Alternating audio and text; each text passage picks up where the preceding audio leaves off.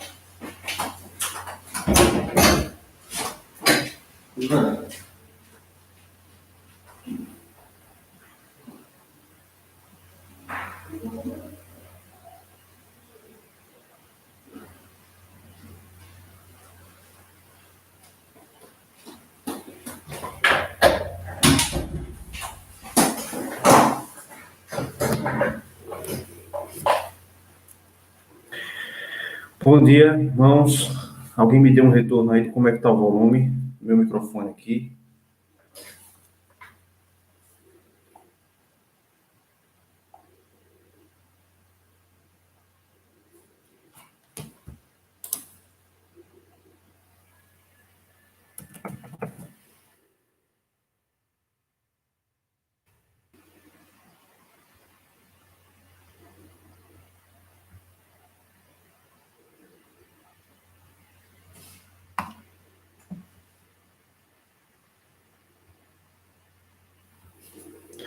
Aumentei um pouquinho o volume. Me digam aí se está legal. A Diana já disse que está bom. Acho que já está bom, já então.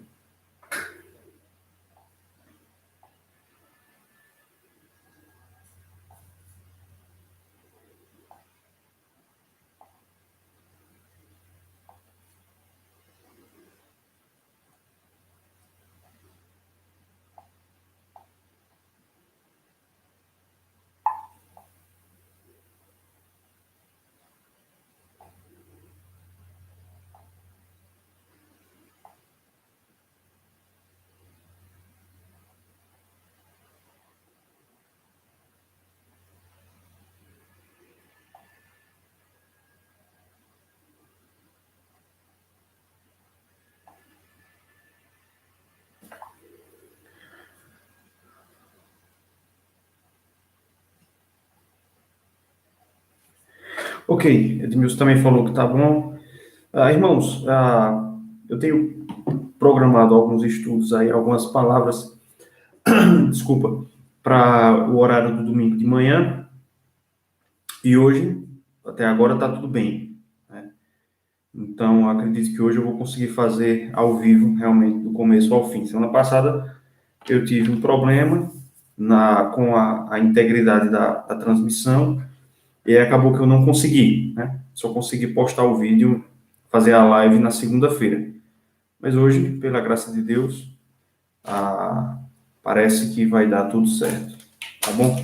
Então, eu vou dar mais um tempinho aqui para a gente começar. O nosso tema, o tema que eu escolhi para hoje, para trazer uma palavra breve, a gente conversar aqui, é acerca de como nós devemos ler a Bíblia.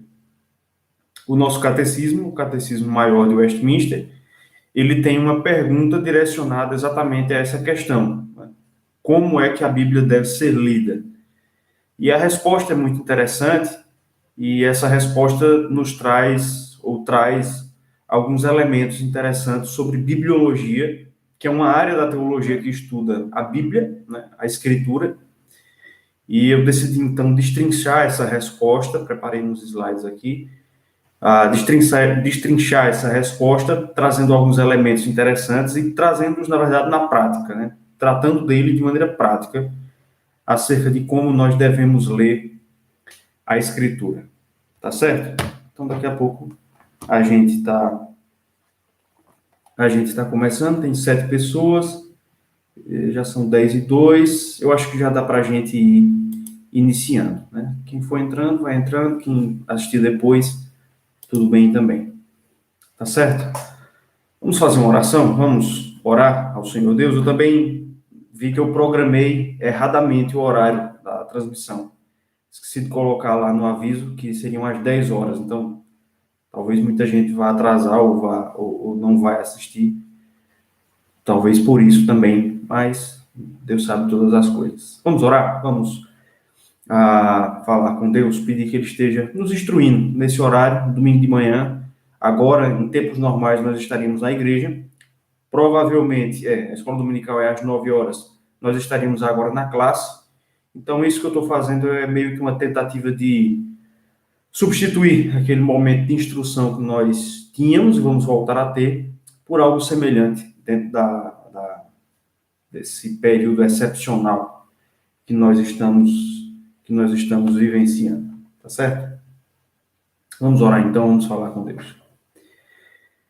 Bendito Deus, nosso Pai, esse é o Deus do teu dia, esse é o dia do Senhor, e esse é um dia feito pelo Senhor mesmo para a nossa instrução, para o nosso descanso, para o nosso deleite, e para que nós aprendamos de maneira mais detida acerca do Senhor. Por isso, nós queremos te pedir que o Senhor agora fale aos nossos corações, que o Senhor nos ensine, que algo a mais, ó Deus, da tua palavra e da obra do Senhor possam ser vistos através desse momento, para que o Senhor seja mais e mais glorificado nas nossas vidas e nós vivamos vidas mais fiéis ao Senhor, mais devotadas a Ti, mais integrais no amor ao Senhor. Essa é, ó Deus, a nossa oração, é o que nós te pedimos no nome de Jesus. Amém. Bom, como eu falei antes da oração, o nosso estudo é baseado em uma pergunta do Catecismo Maior de Westminster, que é um dos nossos símbolos de fé, um dos símbolos de fé da Igreja Presbiteriana do Brasil. Essa pergunta é a pergunta de número 157. A pergunta 157 do Catecismo Maior pergunta o seguinte: como a palavra de Deus deve ser lida? Como a palavra de Deus deve ser lida? Resposta: as Santas Escrituras devem ser lidas com alto e reverente respeito, com firme persuasão de serem elas a própria palavra de Deus e de que somente Ele pode habilitar-nos a entendê-las, com o desejo de conhecer, crer e obedecer à vontade de Deus nelas revelada, com diligência e atenção ao seu conteúdo e propósito, com meditação, aplicação, abnegação e oração. Então, é uma resposta relativamente longa, mas que traz uma série de elementos aí muito interessantes para nós. E aí eu quero trazer uma introdução, né? Fazer um prolegômeno, uma introdução ao que nós vamos conversar aqui. A Reforma Protestante, ela foi um retorno, ela envolveu um retorno e uma redescoberta das Escrituras. Assim como Josias, na sua reforma lá em Israel, ele descobriu o livro da lei, a Reforma Protestante, como de uma certa maneira, ela redescobriu também as Escrituras. Um dos brocardos da Reforma Protestante, um dos solas da Reforma, é exatamente o sola Scriptura, ou somente a Escritura. A Bíblia, ela ocupa na teologia reformada uma posição diferente da que ela ocupa na teologia romana, a teologia católico-romana. A teologia católico-romana, ela está ancorada em um tripé. Esse tripé é formado pela Escritura, sim, nota de rodapé, com aqueles 7 livros a mais que a Igreja Católica tem, são chamados por nós de livros apócrifos, e por eles são chamados de livros deuterocanônicos, certo? Então, a teologia católica está ancorada na Escritura, mas não apenas na Escritura, também está ancorada na tradição da Igreja e no magistério da Igreja. Então, a teologia católica está ancorada nesse tripé. E aqui nós já vemos uma diferença fundamental entre a teologia protestante reformada e a teologia romana. Na teologia reformada, a Bíblia ocupa um lugar que ela não divide com mais nada. É sola Escritura. Ou seja, ela está acima da tradição e até mesmo do ensino da igreja, e ela é que normatiza todas essas outras coisas. Nós acreditamos que todas as doutrinas que nós confessamos precisam vir da Escritura, ou claramente ensinadas por elas, de maneira textual. Por exemplo, a Bíblia ensina de maneira clara a humanidade de Jesus. Jesus é plenamente homem. Ou por inferência, como é o caso da doutrina da Trindade. Ela não é explicitamente ensinada na Bíblia, no sentido de que a Bíblia não contém um versículo que diz que Deus, sendo um, subsiste em três pessoas. Mas ela é logicamente deduzida de todo o ensino da Escritura e não há outra conclusão senão a de que Deus é uma trindade. Na teologia católica não é assim. Existe a possibilidade de você conceber doutrinas sem nenhum testemunho bíblico, nem indireto, como é o caso da ascensão de Maria, da Imaculada Concepção de Maria. Esses textos, ou melhor, essas doutrinas, não encontram textos que subsidiem essas noções. Elas estão subsidiadas nos outros elementos da teologia católica, que são a tradição e o magistério. Então, já há uma primeira diferença na compreensão da Escritura na teologia reformada e na teologia romana, nesse ponto. Para os protestantes reformados, a Escritura é a única regra de fé e prática. Na teologia romana, não. Fé e prática também podem vir da tradição e do magistério da igreja. Uma segunda diferença diz respeito à origem das escrituras. Na teologia romana, a escritura é entendida como um tesouro da igreja. Então, a igreja é dona, a igreja de Roma, na compreensão católica, né? Ela é dona de um grande tesouro, e um dos elementos desse tesouro é a escritura. Os romanos, eles acreditam que a igreja deu origem à Bíblia, que a Bíblia é produto da igreja. Enquanto que os protestantes acreditam exatamente no contrário, que a igreja foi formada pela Escritura, que a igreja é produto da palavra de Deus. Então, isso traz diferenças consideráveis na abordagem desses dois grupos. Porque enquanto os protestantes vão dizer que a igreja reconheceu quais eram os livros inspirados, os católicos vão dizer que a igreja determinou quais são os livros inspirados. É por isso que, em relação aos livros deuterocanônicos, né, 1º e 2º Macabeus, Judite e alguns outros, né, os argumentos dos católicos geralmente são: se vocês aceitam os outros 66 livros, por que não aceitar estes outros 7, já que é a igreja que determina quais são os livros inspirados? Na compreensão reformada é diferente.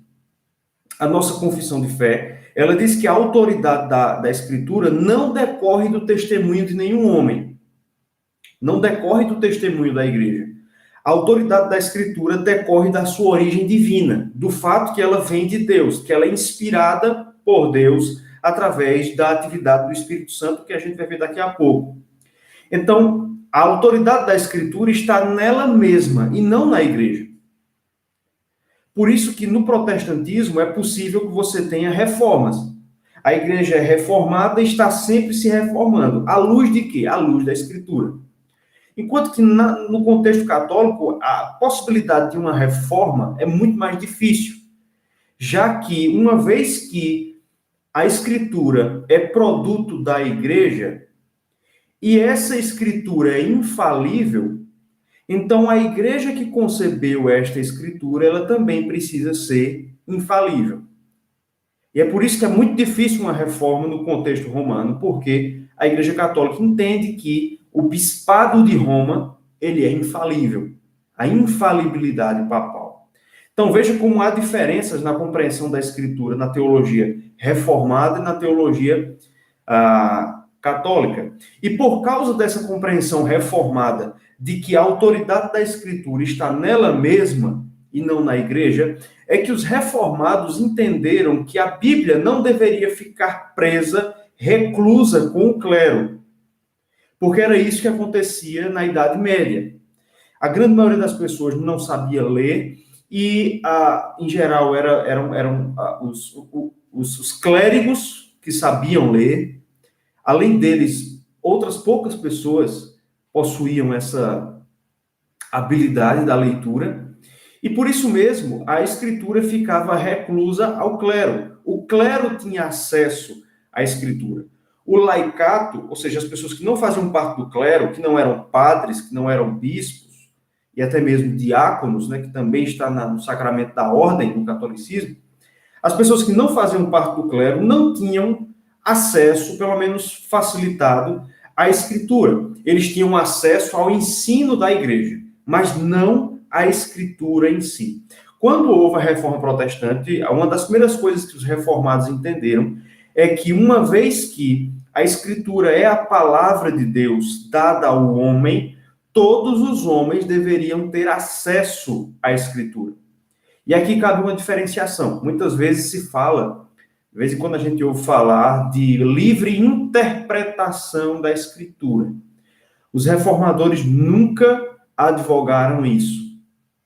Eles nunca disseram que cada um tem o direito de interpretar como quiser a Escritura.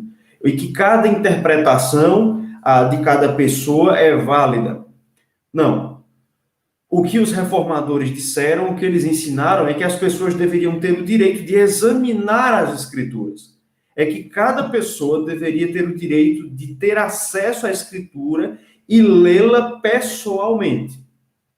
Então, foi isso que eles ensinaram. Por isso, muitos dos reformadores, eles se dedicaram a traduzir a Escritura para a língua do povo, para o vernáculo. Por exemplo, John Wycliffe, um pré-reformador, foi um dos primeiros tradutores da Bíblia para o inglês. E o exemplo mais conhecido é o de Martinho Lutero, que traduziu as Escrituras para a sua língua, para o alemão. Inclusive, a tradução de Lutero, ainda hoje, é considerado um dos maiores escritos formadores do idioma alemão, certo?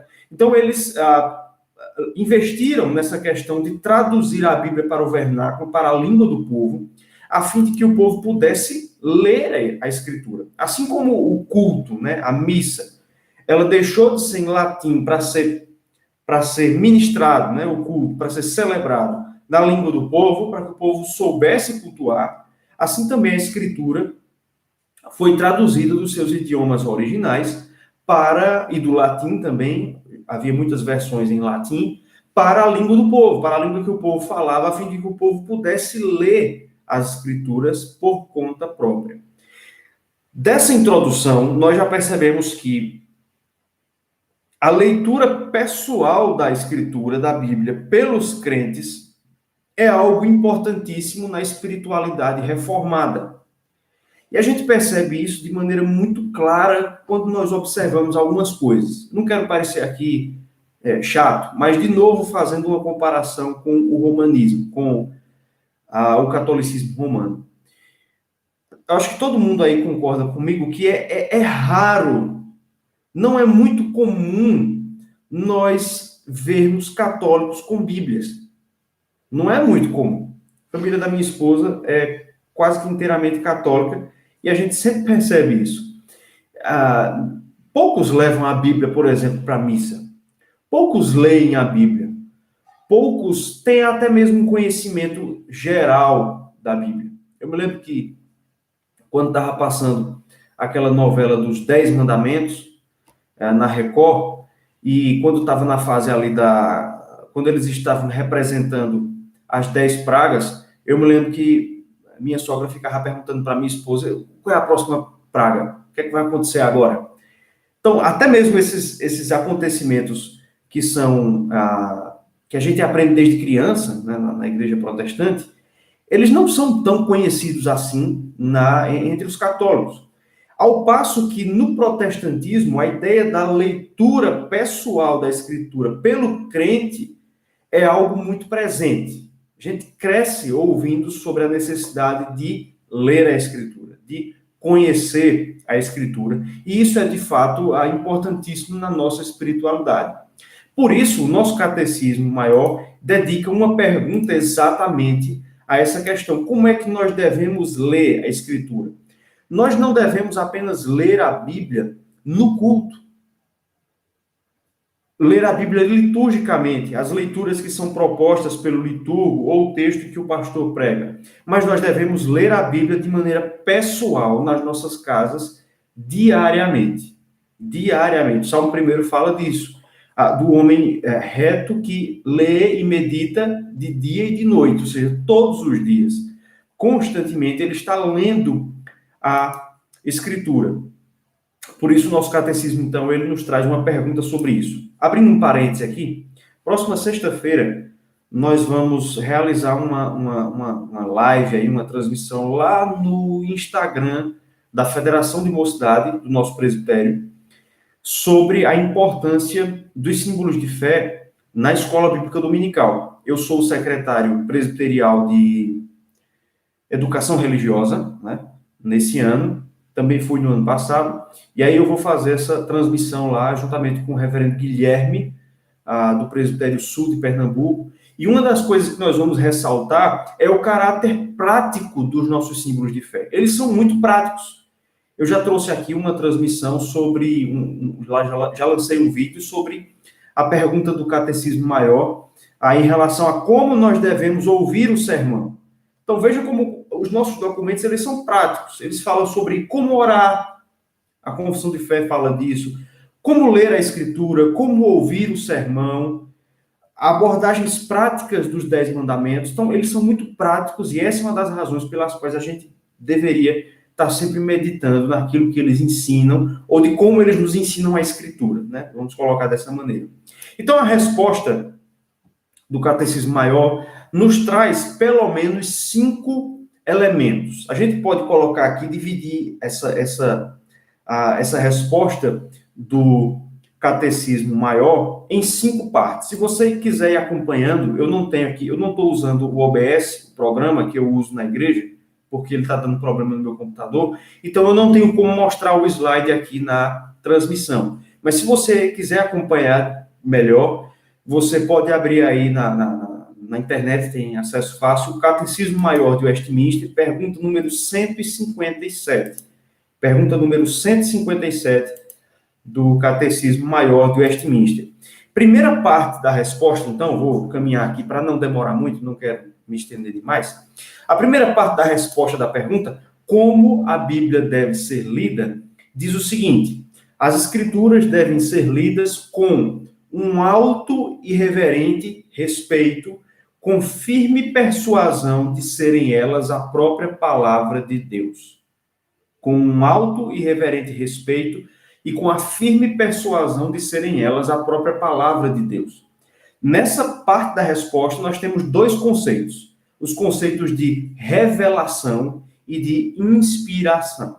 O primeiro deles é o conceito, então, de revelação, e nós temos um texto que fala sobre esse conceito na segunda carta de Paulo a Timóteo, capítulo 3, texto muito conhecido, segunda carta de Paulo a Timóteo, capítulo número 3, versos 16 e 17, que dizem: toda a Escritura é inspirada por Deus e útil para o ensino, para a repreensão, para a correção, para a educação na justiça, a fim de que o homem de Deus seja perfeito e perfeitamente habilitado para toda boa obra.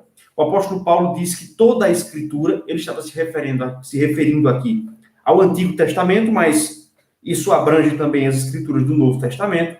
Toda a Escritura é inspirada por Deus. A palavra grega aqui para inspirada é a palavra grega theopneustos. Significa literalmente soprada por Deus. Ela flui do próprio Deus até o homem. Ou seja, o conteúdo da Escritura partiu de Deus até o homem. Isso é chamado de revelação. Quando o homem estava no Éden, ele tinha um contato direto com Deus. Ele estava como que cara a cara com Deus. Pela viração do dia, Deus ia ao jardim e se revelava a Adão ali. De uma maneira, digamos assim, eu não vou dizer plena, porque nós não podemos conhecer a Deus plenamente, mas de uma maneira maiúscula, de uma maneira íntima. Com o pecado, nós perdemos esse conhecimento de Deus. O homem passou a ser ignorante em relação a Deus. É por isso que no seu sermão lá de Atos 17, em Atenas, Paulo vai dizer que o homem busca a Deus como que tateando, né, para poder encontrá-lo. Porque nós nos tornamos ignorantes em relação a Deus. Por isso, Deus decidiu se revelar de novo ao homem. Ele faz isso na sua revelação geral, na natureza. Os céus proclamam a glória de Deus, o firmamento anuncia as obras de suas mãos. Paulo fala sobre isso em Romanos 1, quando ele diz que as coisas criadas revelam claramente a existência de um Deus, mas essa revelação geral da criação ela é limitada. Ela revela apenas algumas coisas sobre Deus. Que ele existe, que ele é poderoso, que ele é glorioso, que ele é santo. Não muito mais do que isso. Por isso, Deus decidiu se revelar de maneira mais clara ao homem na Escritura. Ele soprou o conhecimento do seu próprio ser na Escritura. Isso é o conceito de revelação. O outro conceito que essa parte da resposta nos traz é o conceito de inspiração. E ele pode ser resumido lá na segunda carta de Pedro, capítulo 1, versos 19 a 21. 2 Pedro, capítulo 1, versículos 19 a 21, que dizem o seguinte: temos assim tanto mais confirmada a palavra profética e fazeis bem em atendê-la como a uma candeia que brilha em lugar tenebroso, até que o dia clareie e a estrela da alva nasça em vosso coração, sabendo primeiramente isto, que nenhuma profecia provém de particular elucidação, porque nunca, jamais, qualquer profecia foi dada por vontade humana. Entretanto, homens santos falaram da parte de Deus, movidos pelo Espírito Santo. Então, nós já vimos no texto de 2 Timóteo que Deus se revelou ao homem, a ideia de teopneustos, do sopro de Deus, a Escritura sendo soprada por Deus em direção ao homem. O problema é, o homem é falho. O pecado tornou o homem falho. Então, o que Deus fez para proteger essa sua revelação de ser contaminada pela falibilidade humana? O apóstolo Pedro, ele nos responde. Ele trabalha com a ideia de revelação no verso 20. Nenhuma profecia veio de particular elucidação. Nenhuma parte da Escritura foi simplesmente uma ideia humana. Veio de particular elucidação. O autor falou de si mesmo. Então, aqui nós temos a ideia de revelação. Mas depois, no verso 21, ele vai dizer que essa profecia não foi dada por vontade humana. Mais uma vez, a ideia de revelação. Entretanto, homens santos falaram da parte de Deus como movidos pelo Espírito Santo. A ideia de movidos aqui, a palavra grega é a palavra mfera, que ela traduz a ideia de guiados, conduzidos pelo Espírito Santo. Uma ideia, uma imagem muito interessante dessa palavra no grego está relacionada à ideia da alfabetização. Hoje eu não sei se tem mais isso, né? Mas quando eu era criança ainda existiam as caligrafias, né? A minha letra nunca foi algo muito bonito, né? E é por isso que muitas vezes eu escrevo com letra de forma minúscula e maiúscula, porque é um pouco mais bonita. O outro tipo lá de escrita, eu esqueci o nome, minha letra nunca foi bonita, sempre foi feia. E aí, algumas vezes, eu tive que recorrer ali à caligrafia, para ver se melhorava. E uma coisa que, principalmente quando a criança é muito pequena, e ela está aprendendo a escrever, quando ela está aprendendo a desenhar as formas da letra, muitas vezes o professor ou a professora, ela pega na mão da criança e, à medida em que a criança vai fazendo o movimento da letra, ela vai guiando a mão. da criança, impedindo que a mão se desvie de um lado para o outro. Essa palavra, no grego, ela está intimamente relacionada a esse processo. Então, a ideia de Pedro aqui é que os autores bíblicos, eles sabiam o que eles estavam fazendo. Eles não entraram em transe quando eles foram escrever os livros bíblicos, né? Não foi um processo parecido ali com o de Chico Xavier, né?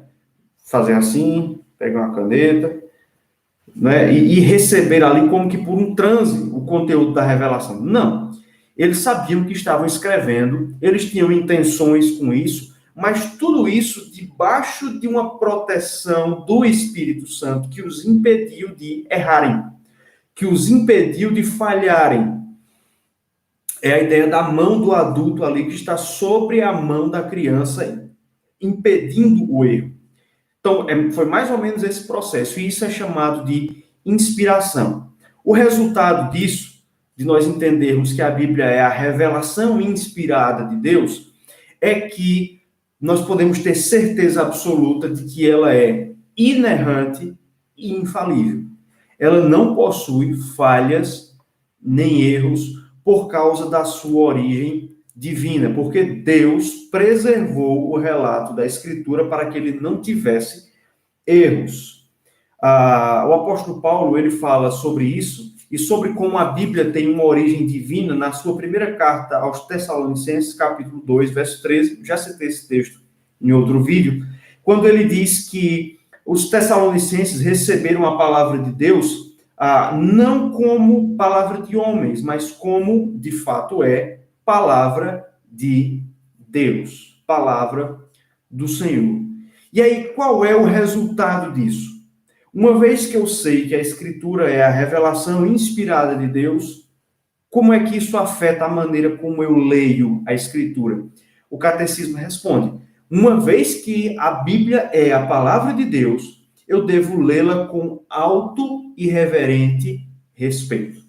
Eu devo ler a Bíblia com reverência e respeito. 2 textos sobre isso. O primeiro deles, Neemias, capítulo 8.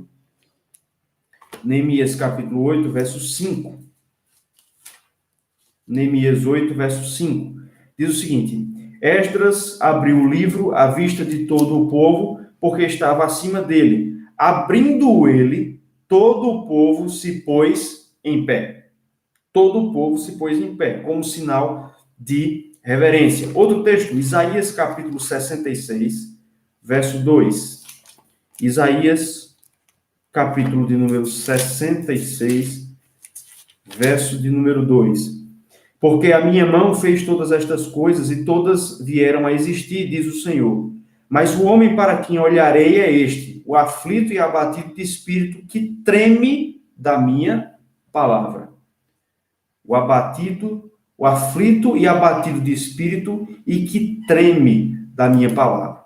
Então, essas duas imagens de se pôr em pé e de tremer traduzem uma atitude de reverência e temor diante da palavra de Deus. A palavra de Deus está intimamente relacionada ao próprio Deus. E assim como nós tememos a Deus, nós tememos também, de uma certa maneira, a sua palavra. Tem um pregador brasileiro muito conhecido, que ele tem um vídeo em que ele diz: olha, eu nunca li a palavra de Deus deitado, nunca li a Bíblia deitado, eu nunca li a Bíblia comendo alguma coisa. E ele traz esses exemplos para tentar mostrar que isso é ler a palavra de Deus com reverência. A gente tem que ter cuidado para não começar a criar regras onde a Bíblia não faz, certo? Eu não acredito que ler a Bíblia com reverência seja simplesmente isso, ou seja isso. Não é que você tenha que ler a Bíblia em pé, não é que você não possa ler a Bíblia deitado, não é que você não possa ler a Bíblia enquanto come alguma coisa. Essas coisas podem até estar relacionadas indiretamente, mas reverência não é exatamente isso. A ideia de ler a palavra de Deus com reverência é ler considerando a sua origem divina. Quando eu leio a Escritura, eu tenho a consciência de que Deus está falando comigo. E aí, quando Deus fala, cale-se toda a terra. Uma vez eu fui para para uma formatura do IBN, para o culto de formatura do IBN, acho que isso foi em 2016, acho que foi nesse ano. E a oradora da turma daquele ano, 16 ou 17, não lembro, acho que foi 16, ela, durante o seu pronunciamento, uma coisa me chamou a atenção. Todas as vezes em que ela ia citar textos bíblicos, ela impostava a voz, ela mudava o tom de voz e lia aquele versículo, criando claramente ali um contraste entre a forma de falar usual e o momento em que ela ia ler a palavra de Deus. Aquilo eu achei muito interessante porque aquilo ressaltava a sublimidade, a reverência e o caráter diferenciado do texto da Escritura. Achei aquilo muito interessante e até hoje eu me lembro disso. Então, quando nós lemos as Escrituras, nós devemos lê-las com alto e reverente respeito, porque elas são a palavra de Deus, a revelação inspirada. E aí vem uma primeira aplicação.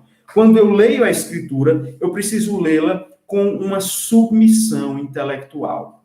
Quando eu leio a Escritura, eu tenho que saber que é Deus que está falando e diante dele cale-se toda a terra. Então, quando a Escritura me diz algo desafiador, algo que vai de encontro, por exemplo, ao que eu ouço na faculdade, eu preciso entender que é Deus que fala. Ele tem autoridade, ele fala de maneira infalível. Por exemplo, a Escritura nos diz que nós, como pais, os que são pais e mães, tem que disciplinar os seus filhos com a vara. Mas a psicologia moderna, muitos psicólogos modernos dizem que isso é contraproducente, que isso não é bom, que isso faz mal para a criança, que não é o melhor método. E aí? E quando nós lemos lá Provérbios, ó, não afaste a vara da criança. Nós precisamos ler a Escritura com submissão. Ainda que outras pessoas digam outras coisas, eu confio na palavra de Deus. Eu confio na palavra do Senhor. Ela é a revelação inspirada de Deus. Então, primeiros dois conceitos, revelação e inspiração. Eu devo ler a Bíblia com alto e reverente respeito, porque ela vem de Deus. Segundo conceito é o conceito de iluminação. E ele está na segunda parte da resposta. Então, eu devo ler a Escritura, pegar do começo aqui, com um alto e reverente respeito, com firme persuasão de serem elas a própria palavra de Deus, e de que somente Ele, somente Deus, pode habilitar-nos a entendê-las. Eu devo ler a palavra de Deus sabendo que somente Deus é que pode me habilitar a entender esta palavra. Isso é chamado de iluminação. As Escrituras ensinam que o homem natural, ele é surdo à palavra de Deus. Ele não consegue entender de uma maneira plena aquilo que a palavra de Deus lhe diz. Por isso que o salmista, no Salmo 119, verso 18, ele diz: desvenda os meus olhos para que eu contemple as maravilhas da tua lei. Desvenda os meus olhos para que eu contemple as maravilhas da tua lei. O que é que fica implícito aqui? Que o homem natural possui olhos vendados. Ele não consegue ver as maravilhas da lei de Deus. A mesma ideia aparece em Lucas capítulo 24, verso 45. Lucas capítulo 24, verso 45 diz: então lhes abriu, falando aqui de Jesus, né? Jesus lhes abriu o entendimento para compreenderem as Escrituras. O episódio aqui é Jesus caminhando ali com os discípulos e ele explicando a Escritura e aqueles discípulos não entendiam, até o ponto de que lhes foi aberto o entendimento para que aí sim eles compreendessem as Escrituras. O que é que fica implícito aqui? Que o nosso entendimento, o entendimento do homem natural, ele é fechado para as Escrituras por causa do pecado. E por último, um texto mais claro sobre isso do apóstolo Paulo é 2 Coríntios, capítulo 4, verso 4. Segunda carta de Paulo aos Coríntios, capítulo 4, verso 4, diz: nos quais o Deus deste século cegou o entendimento dos incrédulos para que lhes não resplandeça a luz do evangelho da glória de Cristo, o qual é a imagem de Deus. Paulo ensina que Sobre o homem natural, há uma ação atribuída a Satanás de cobrir o entendimento, de pôr como que um véu. Paulo fala sobre isso também na sua primeira carta, né? De modo que o homem natural ele não consegue entender de uma maneira suficiente a palavra de Deus. Ele até mesmo pode entender o seu significado gramatical. O ímpio, o descrente, quando ele lê a Escritura dizer que Deus se revelou do céu através do fogo ao povo de Israel, em Êxodo 19, ele entende. Deus se revelou do céu por meio do fogo para o povo no monte. Ele entende os elementos dessa declaração, mas ele não consegue enxergar o que está sendo dito a ele. A apresentação do evangelho, ele não consegue, a não ser que ele seja desabilitado, ou melhor, habilitado pelo Espírito de Deus, ele não consegue enxergar isso. Por isso, faz-se necessário uma atuação sobrenatural do Espírito de Deus para habilitar o homem a entender a Escritura. 1 Coríntios, primeira carta de Paulo aos Coríntios, capítulo 2, versos 14 e 15. 1 Coríntios 2, versículos 14 e 15 dizem: Ora, o homem natural não aceita as coisas do Espírito de Deus, porque eles são loucura. Veja mais uma vez a ideia do homem como inapto a entender a palavra. E não pode entendê-las porque elas se discernem espiritualmente. Porém, o homem espiritual julga todas as coisas, mas ele mesmo não é julgado por ninguém. Então veja que o homem natural, ele não entende as coisas do Espírito porque elas se discernem espiritualmente. Agora, o homem espiritual, o que tem o Espírito, ele julga todas as coisas, ele entende. Então faz-se necessário uma atuação do Espírito de Deus de desvendar os olhos daquele que lê a Escritura Sagrada.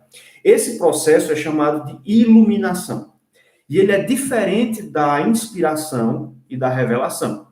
Revelação é a atuação de Deus em revelar-se ao homem por meio da Escritura. Inspiração é a atuação do Espírito de Deus em proteger os autores bíblicos de errarem. A inspiração e a revelação diz respeito apenas aos autores bíblicos e não a todos os crentes. A iluminação é a atuação de Deus de habilitar todos os crentes a entenderem o conteúdo da palavra. A iluminação recai sobre todos os cristãos. A inspiração, não. Tá certo? Só para a gente diferenciar. Então, quando eu leio a Escritura, eu preciso ter em mente que apenas por meio da atividade do Espírito, da iluminação do Espírito, eu posso entender a Escritura. E aí é por isso que eu devo orar, eu devo ler a Bíblia debaixo de oração. É o último elemento da resposta do catecismo. Mas ele está lá consubstanciado na carta de Tiago, capítulo 1, verso 5. Tiago, capítulo 1, verso 5. Se porém algum de vós necessita de sabedoria, peça a Deus que a todos dá liberalmente e nada lhes impropera e ser-lhe-á concedido. O que Tiago diz, se alguém quer sabedoria, peça a Deus, que Deus dá liberalmente. Há certas coisas que se nós pedirmos, nós temos garantia de uma resposta afirmativa de Deus. Sabedoria é uma destas coisas. Então, nós precisamos orar a Deus para que, através de seu Espírito, Ele nos dê sabedoria para entendermos e aplicarmos o texto bíblico. Eu não posso me aproximar da Escritura como eu me aproximo de uma bula de remédio. Eu não posso me aproximar da Escritura como eu me aproximo de um livro da faculdade, aplicando apenas a minha mente. Porque a minha mente é insuficiente para entender isso. Eu preciso me aproximar da Escritura debaixo de oração, rogando a Deus e ao seu Espírito que me ajudem, que me façam, a Deus, através do seu Espírito, que me ajude a entender o conteúdo da Escritura. E aqui a gente já introduz uma ideia, que nós vamos bater nessa tecla mais vezes. Ler a Escritura não é uma atividade meramente intelectual. Ler a Bíblia não é uma questão simplesmente intelectual. Ler a Bíblia é uma questão holística do homem. Ou seja, envolve todo o homem. Holístico é isso, é total. Né? Quando nós lemos a Escritura, nós estamos empregando a nossa mente, mas também o nosso espírito e o nosso coração naquele processo. Tá certo? Então, como nós devemos ler a Escritura? Com a consciência de que somente Deus pode nos habilitar a entender a palavra do Senhor. Terceiro lugar, como nós devemos ler a Escritura? A confissão responde com o desejo de conhecer, crer e obedecer à vontade de Deus nelas revelada. Nelas porque se refere a Santas Escrituras, né? Escrituras sagradas que foram citadas antes. Então, com o desejo de conhecer, crer e obedecer à vontade de Deus nelas revelada. E nesse conceito aqui, nessa parte da resposta, nós temos aqui, indiretamente, eu coloco aqui, o conceito da clareza das Escrituras. As Escrituras são claras. Elas podem ser claramente entendidas.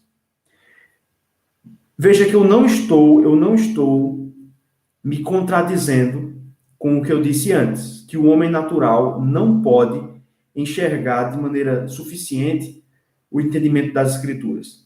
Abra aí a sua Bíblia, se você tiver com ela agora, no Evangelho de Lucas, capítulo 6, versículo 3. Lucas, capítulo 6, verso 3. É um dos momentos ali em que Jesus está debatendo com os fariseus, aqui especificamente sobre a questão do sábado, né, do quarto mandamento. Lucas 6,3 diz: respondeu-lhe Jesus, nem ao menos tendes lido o que fez Davi quando teve fome, ele e seus companheiros? Jesus está debatendo com os fariseus sobre questões práticas relacionadas ao quarto mandamento.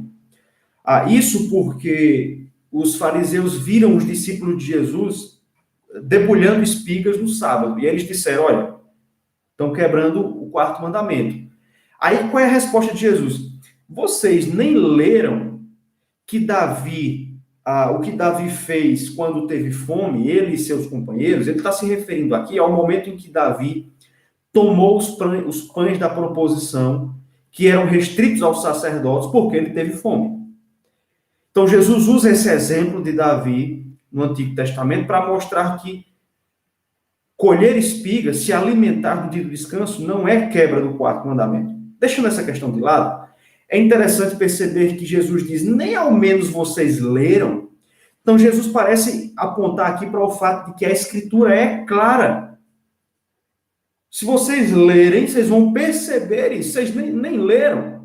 A Escritura é clara. Eu disse no ponto anterior que o homem natural, ele é inapto a entender a Escritura. O problema está no homem, não na Escritura. O homem natural é que é inapto. Ele é cego. Mas a Escritura é clara. A Escritura, ela é clara. Esse princípio é chamado na teologia de perspicuidade das Escrituras. Então, quando você ouvir essa expressão, o que significa a perspicuidade das Escrituras? A perspicuidade das Escrituras é a característica da Escritura pela qual nós entendemos que ela é clara. Em todas as coisas, não. A nossa confissão de fé, a confissão de fé de Westminster, ela diz que nas coisas essenciais, nas coisas mais importantes, a Escritura é clara. E ela pode ser entendida por qualquer pessoa, desde que esta pessoa tenha a assistência do Espírito. A Bíblia, ela é acessível ao erudito e ao semi-analfabeto.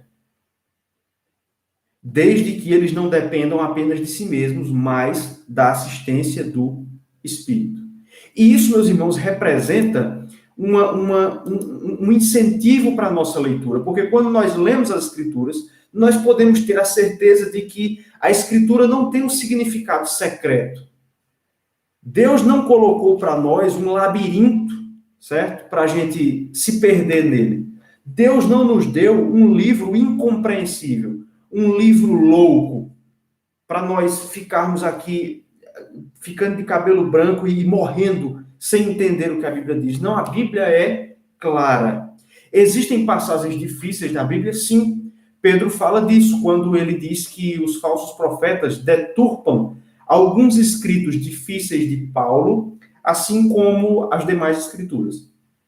Então, a Bíblia tem assuntos difíceis. Ela tem passagens difíceis. Várias, inclusive. Existem questões na teologia que são difíceis, que são intrincadas, mas elas são a minoria. A grande maioria dos assuntos bíblicos e das passagens bíblicas e do ensino da Escritura é claro. É claro. A humanidade de Jesus é clara na Escritura, a sua divindade também. É por isso que quem nega qualquer desses dois pontos é herege. A Trindade, ainda que não seja ensinada em um texto só de maneira completa, ela é clara. Se você ler a Escritura, não há outra conclusão senão a de que Deus é uma Trindade. A realidade do pecado, a morte de Cristo, a sua ressurreição, questões éticas são claras. Por exemplo, existe um livro escrito chamado A Bíblia Sem Preconceitos. Sabe o que é defendido nesse livro? Esse livro se propõe a reinterpretar os textos bíblicos que condenam o homossexualismo, para tentar mostrar que o homossexualismo não é pecado. Mas nós não cremos nisso. Nós cremos que a Bíblia é clara quando ela diz que o homem foi feito para a mulher e vice-versa, e que o que passa disso é abominável diante de Deus. É abominável diante do Senhor. Em questões éticas, as questões mais importantes, a Bíblia é clara. A Bíblia é clara em dizer que matar é pecado, que roubar é pecado, que mentir é pecado, que a sexualidade fora do casamento e que destoe do casamento heterossexual monogâmico é pecado. Aborto é pecado. Todas essas questões são claras. E isso é um incentivo para nós lermos a Escritura, porque isso nos mostra que nós podemos entender a Escritura. Deus nos deu um livro claro.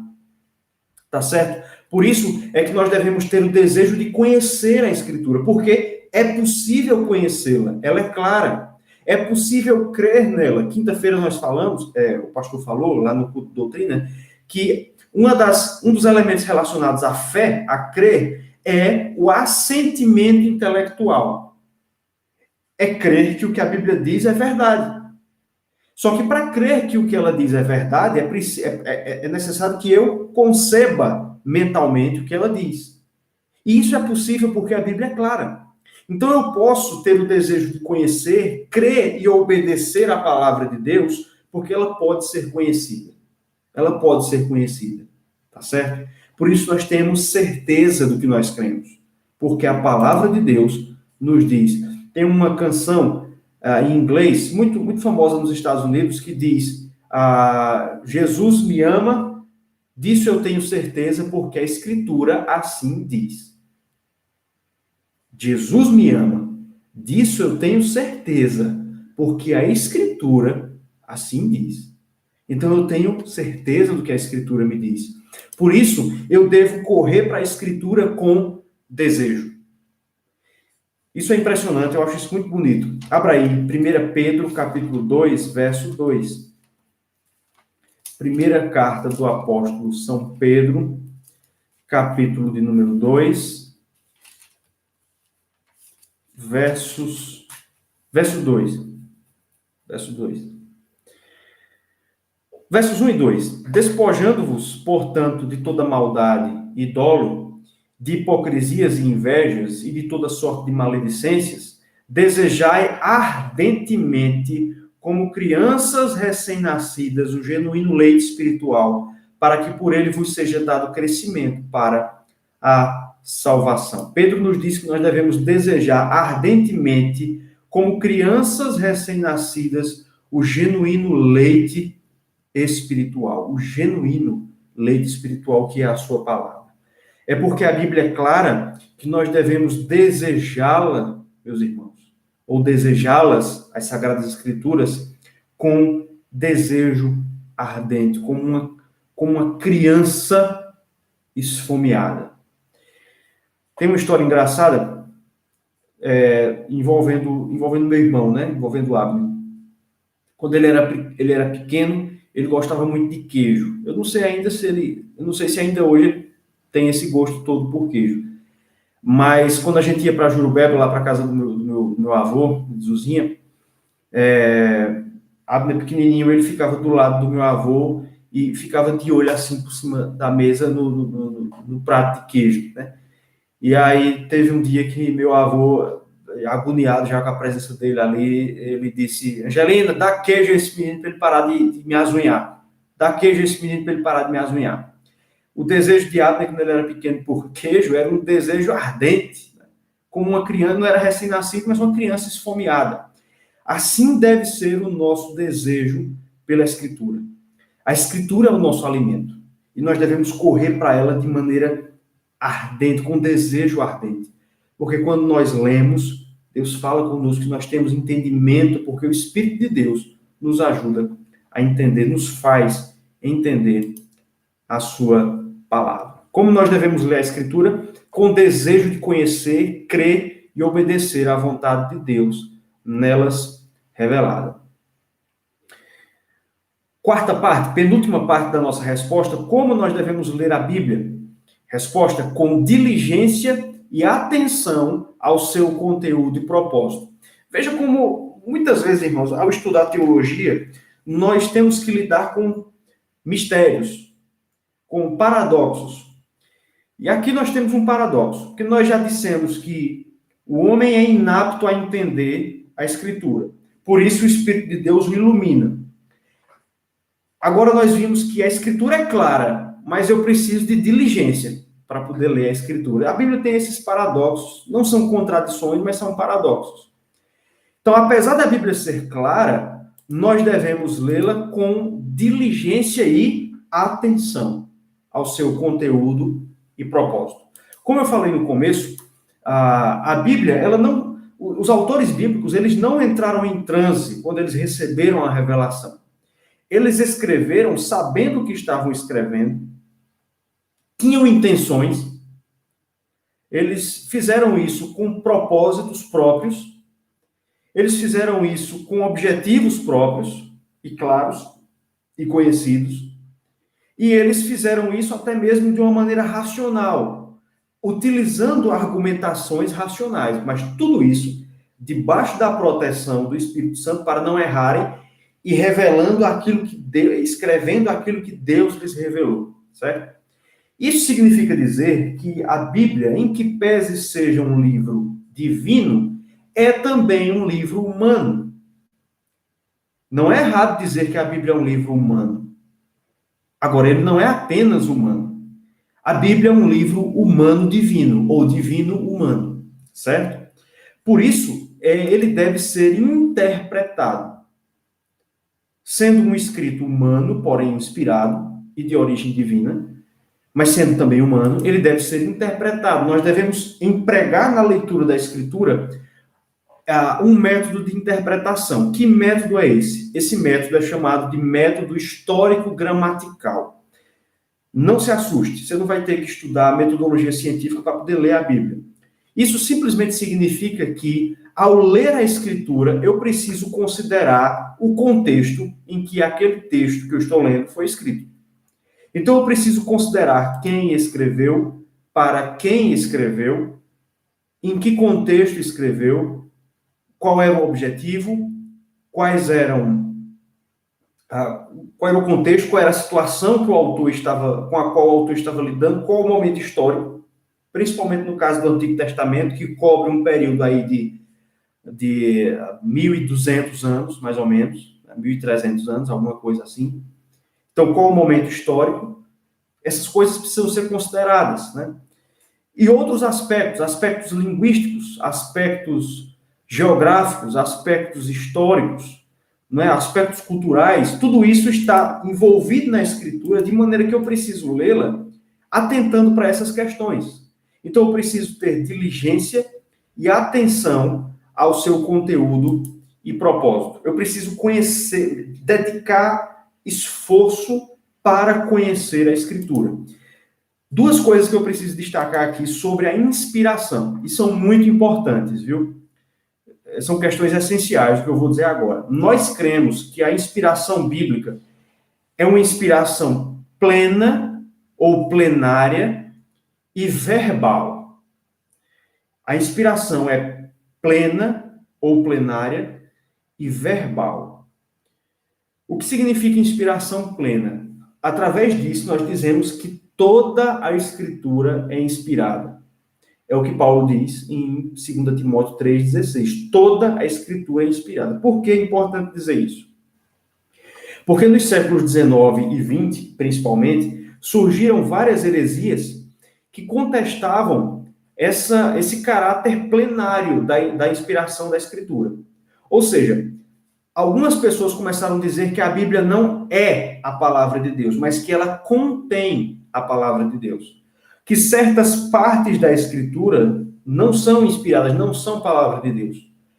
Essa heresia ela surgiu em várias modalidades distintas. Por exemplo, Marcião, se a gente pode usar ele como exemplo, lá no começo da era cristã, ele disse que o Pai de Jesus Cristo não é o Deus do Antigo Testamento. Então, ele rejeitou o Antigo Testamento como sendo uma palavra de Cristo.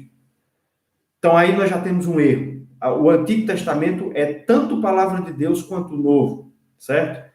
Outras pessoas dizem que quando a Bíblia é a palavra de Deus, outras pessoas disseram, mas os milagres nelas, que estão contidos na Escritura, eles não são inspirados, eles são falhos. Aquilo não aconteceu. Nós não acreditamos assim. Alguns disseram que os únicos milagres reais da Bíblia foram a criação, a encarnação de Jesus e a sua ressurreição. Houve um teólogo que disse que os únicos milagres que realmente aconteceram foram esses. Nós também não acreditamos nisso. Nós cremos que a Bíblia é totalmente inspirada, todo o seu conteúdo. Qual é o impacto disso para a minha leitura da Escritura? Jesus disse que nem só de pão viverá o homem, mas de toda palavra que sai da boca de Deus. Toda palavra. Então, se toda a Escritura é inspirada, eu preciso ler toda a Escritura. Entenderam onde é que eu quero chegar? Eu preciso conhecer a Bíblia inteira. Não do dia para a noite, obviamente. Mas eu preciso ter a intenção de ler toda a Escritura durante a minha vida, mais de uma vez, e conhecer o ensino da Escritura de uma maneira global. De uma maneira global. Eu morei numa pensão em Garanhuns, alguns anos da minha vida, uns 2 anos e meio, alguma coisa assim, 3 anos. E houve um período em que uma moça morou lá também. Ela estudava medicina, ela estava terminando o curso de medicina. E ela era evangélica, né? Mas ela tinha algumas coisas bem estranhas, e uma das coisas era isso. Ela dizia abertamente: eu só leio Salmos e Provérbios, porque é bonito. Porque é bonito. Não é assim que nós devemos ler a Escritura. Não é assim que nós devemos ler a Escritura. Nós devemos ter o projeto de conhecer toda a Escritura. Talvez você queira fazer isso em 1 ano. É um desafio. É um desafio. Parece fácil, mas é um desafio. Ler a Bíblia em 1 ano. Você pode planejar isso para 2 anos, não há problema.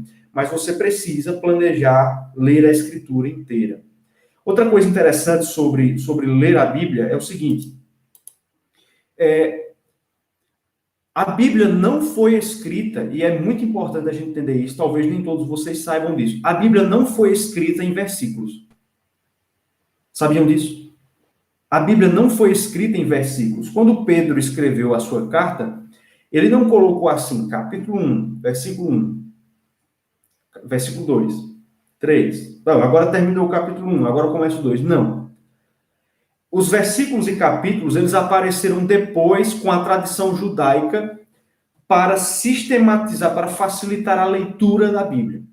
Mas os capítulos e os versículos, essa divisão, não foram os autores bíblicos que fizeram. Eles escreveram os livros em texto corrido. Em texto corrido. Tanto é que se você pegar a Bíblia de Genebra e outras Bíblias de estudo, você vai ver que os textos estão amparados em parágrafos e não em versículos. Você tem os versículos lá, mas a estrutura do texto está em torno dos parágrafos. Enquanto que essa Bíblia aqui, por exemplo, ela está estruturada em torno dos versículos. Então, cada parágrafo é um versículo. Facilita para pregar, certo? Um asterisco aqui. Para pregar, facilita, porque você acessa o versículo mais fácil. Mas para ler, às vezes é complicado. Por que eu estou dizendo isso? Porque isso nos ajuda a entender que a Bíblia não foi feita para ser lida em versículos. Porque muita gente lê a Bíblia assim, lê um versículo. Lê um versículo. Só que entenda que quando você lê a Bíblia dessa forma, você está pensando o ensino do autor. Você está compreendendo a Escritura de uma maneira muito resumida. E ela não foi feita para ser lida assim. Você pode até ler, vez ou outra, um versículo ali. Mas a Bíblia foi feita para ser lida em grandes porções de texto, parágrafos ou livros inteiros. É por isso que a gente tem que criar o costume de ler grandes porções da Bíblia de uma só vez. Capítulos inteiros. Mais de um capítulo. E até mesmo livros inteiros de uma só vez. É claro, você vai começar com livros pequenos, né? 3ª João, Filemon, Ruth, Esther, já numa fase um pouco maior, né? O livro de Jonas. Mas depois, num dia que você tem tempo, num feriado, você precisa começar a tentar ler uma carta toda de uma vez. Por quê? Porque quando você faz essa leitura, você, fazendo de uma vez só, você vai entender de uma maneira mais global o ensino do autor. Você vai ter uma compreensão mais completa, vamos dizer assim. Está entendendo? Mais profunda do ensino da Escritura. O reverendo Hernandes Dias Lopes, ele disse, eu vi ele dizer num vídeo, que ele já leu o livro de Jó, de ponta a ponta, de uma vez só. É claro que você não vai começar pelo livro de Jó. É óbvio que você não vai fazer isso. Mas um dia talvez você chegue na capacidade de conseguir ler o livro de Jó, que é um livro grande, 42 capítulos, eu acho, de uma só vez. O livro de Isaías, 67 capítulos. Mas é importante ler a Escritura toda. Então, a inspiração é plena. E a inspiração é também verbal. Por que a gente diz que a inspiração é verbal? Porque houve uma heresia que disse que a inspiração da Escritura se dá em relação às suas ideias e não em relação ao texto. Então, alguns hereges do século passado, século XIX, disseram que as ideias da Escritura são inspiradas, mas o texto não. Isso é heresia. Nós cremos que a inspiração é verbal. As palavras, o texto é tão inspirado quanto as ideias que ele comunica. E a gente tem uma evidência disso. Vou ler esse texto rapidamente. Gálatas, capítulo 3. Deixa eu ver aqui qual é a referência ali certinho. Gálatas 3,16. Paulo diz, ora, as promessas foram feitas a Abraão e ao seu descendente. Não diz aos descendentes como se falando de muitos, porém como de um só, e ao teu descendente, que é Cristo. Veja como Paulo traz lá a imagem lá de Gênesis. Aqui ele está citando exatamente Gênesis 12, e ele se apega à palavra. Deus não disse descendente, ele disse descendente. Então veja como Paulo entendia a inspiração da Escritura como uma inspiração verbal. No que é que isso afeta a minha leitura? Eu preciso ler com atenção as palavras que o autor usa. E aí, mais um paradoxo. Eu preciso desenvolver o hábito de ler grandes porções, mas sempre com atenção. Sempre com atenção. Por isso que você adquire habilidade em ler a Bíblia. Existe um treinamento para ler a Bíblia e você vai melhorando nisso. Tudo isso nos mostra, meus irmãos, que nós precisamos, é interessante que nós usemos material de apoio para ler a Bíblia. Vejam, eu disse no começo que a Bíblia é a única regra de fé e prática. É assim que nós, protestantes reformados, entendemos. Mas, isso não significa dizer que eu não deva usar materiais de apoio. Por quê? Porque esses materiais me ajudam nessa tarefa de ler a Bíblia com diligência e atenção. Eles me dão um entendimento maior sobre o texto. Então, a minha sugestão é que você faça da seguinte maneira, é como eu geralmente faço, que você leia o texto e depois que você lê uma boa porção do texto, você dê uma parada e você leia alguns comentários sobre aquele texto. A Bíblia de Genebra ou a Bíblia Herança Reformada, uma recente publicação da editora Cultura Cristã, são Bíblias muito boas, certo? Mas eu não recomendo que você fique intercalando muito. Não leia um versículo e leia o comentário depois. Por quê? Porque se você ficar intercalando muito, daqui a pouco você não está lendo mais a Bíblia devocionalmente, você está fazendo exegese, tá certo? É interessante que você, a maior parte do tempo, esteja em contato com o texto bíblico. Ele é inspirado.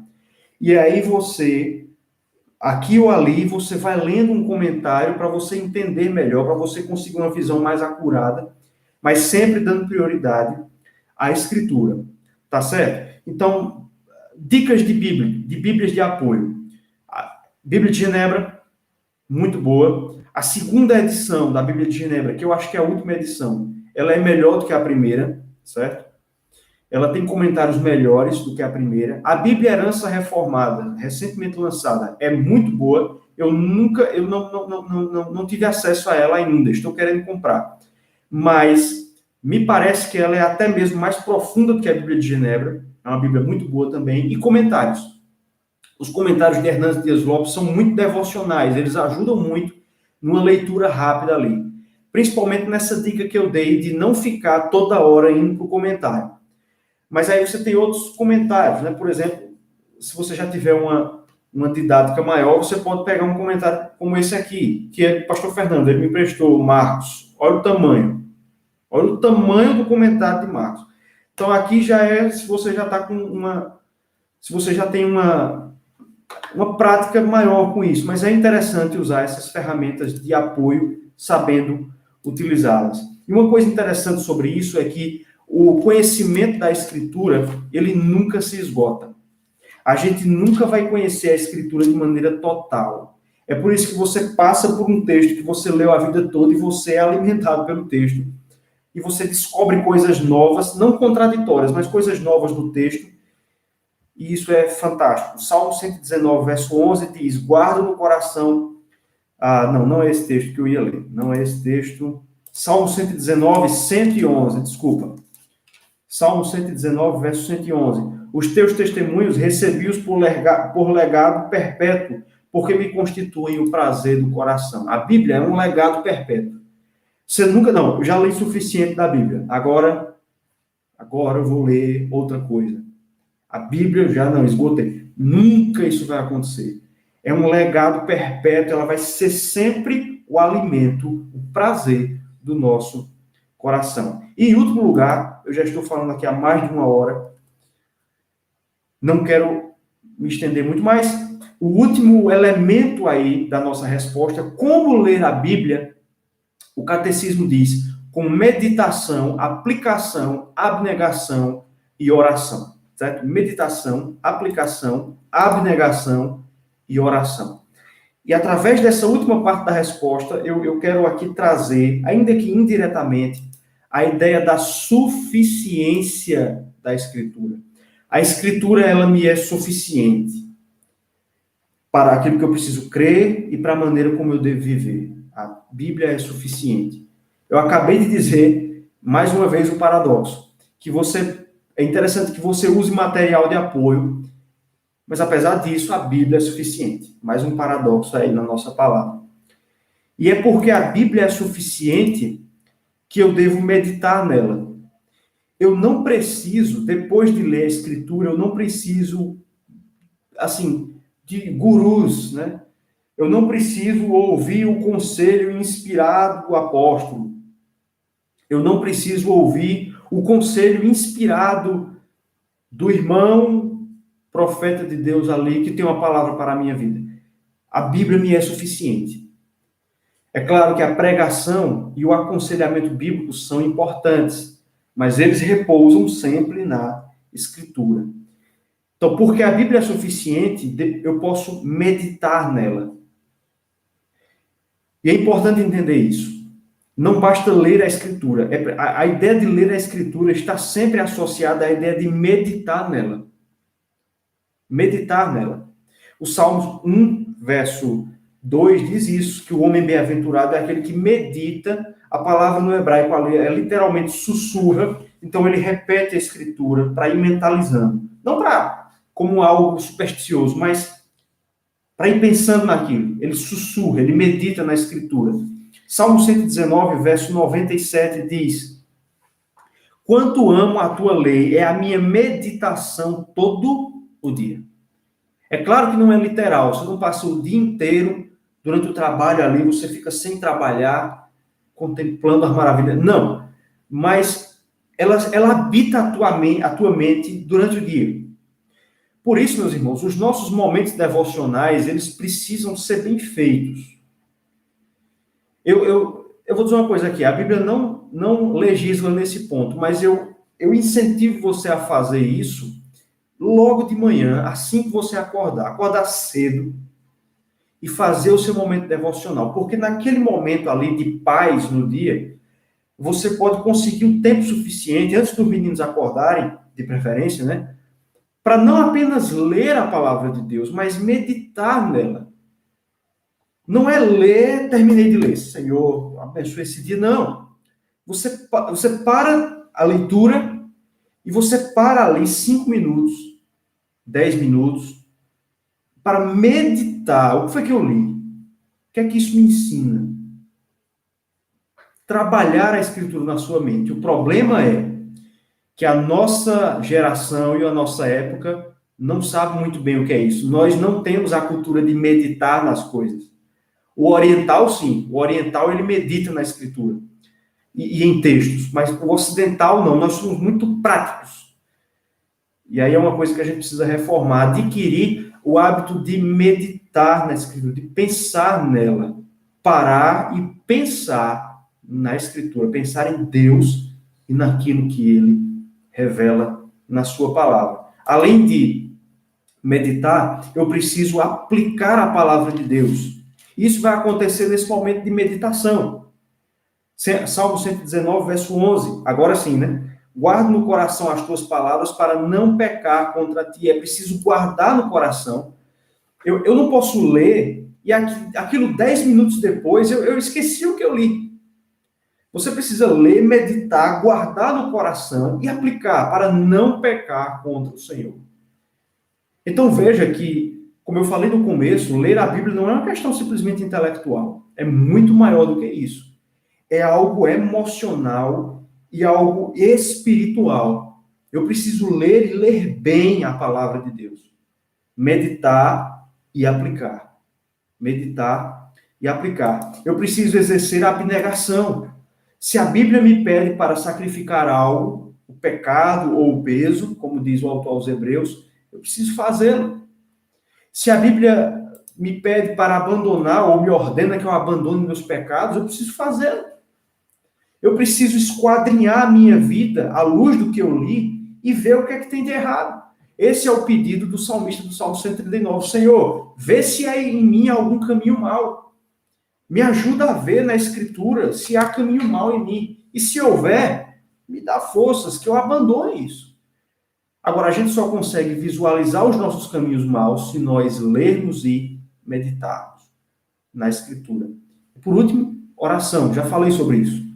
Oração. Oração. O coração, ele é um dos símbolos da teologia reformada. Existe aquela frase lá, né? O meu coração a ti entrego, né? Pronto e sincero. Pronto et sincere. Acho que é uma frase de Calvino. Ler a Escritura é colocar o coração diante de Deus. Quando você lê a Escritura, isso é muito interessante.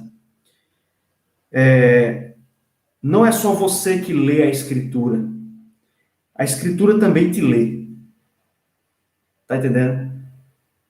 A Escritura, quando você lê a Bíblia, não é só conhecimento da palavra que você adquire, é conhecimento de si mesmo.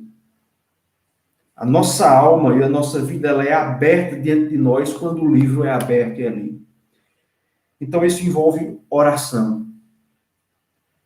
A Bíblia vai me revelar os meus pecados, a minha necessidade de Deus, os anseios mais profundos da minha alma, que só encontram resolução e satisfação em Deus. E aí, por isso, eu preciso ler debaixo de oração. Não é um livro como outro qualquer. Ele está há milhares de anos na nossa posse e continua sendo atual, e continua sendo impressionante, surpreendente, impactante, continua sendo interessante e nunca vai deixar de ser, porque Deus é todas essas coisas. Deus é interessante, Deus é fascinante, a sua palavra também é fascinante. Então, que nós possamos, irmãos, adquirir o gosto pela leitura da palavra de Deus, na certeza de que Ele tem muito a fazer em nós e por nós, à medida em que nós nos abrimos para sermos lidos e lermos a palavra de Deus. Amém? Vamos orar rapidamente? Falei 1h20. Deus, nos ajuda de fato a lermos a Tua palavra como ela deve ser lida. Que seja o momento de prazer, a nossa devoção diante do Senhor, o nosso momento devocional. Que de fato, ó Deus, a Tua palavra, a Tua lei seja a nossa meditação e o nosso prazer, dia e noite. Faz a Tua vontade em nós, nos ajuda a Te prestarmos um culto agradável hoje, mais tarde, e que o Senhor esteja sempre a nos abençoar, como o Senhor tem feito. É no nome de Cristo Jesus que nós te oramos. Amém. Irmãos, por aqui eu encerro. Não sei se alguém tiver alguma pergunta, eu vou dar aqui um tempinho. Vou dar aqui um tempinho aí para alguém eventualmente fazer uma pergunta, porque eu sei que tem um delay, né, entre a minha fala aqui e o que vocês estão ouvindo, e é por isso que eu vou esperar um pouquinho aqui.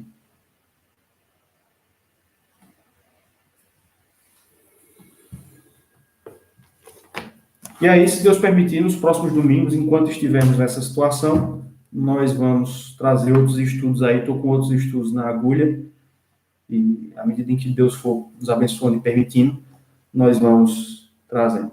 Eu acho que não tem perguntas, ninguém falou nada. Então, não havendo, Deus abençoe a todos e até a noite no culto, tá bom? Deus abençoe, tenham todos um bom domingo.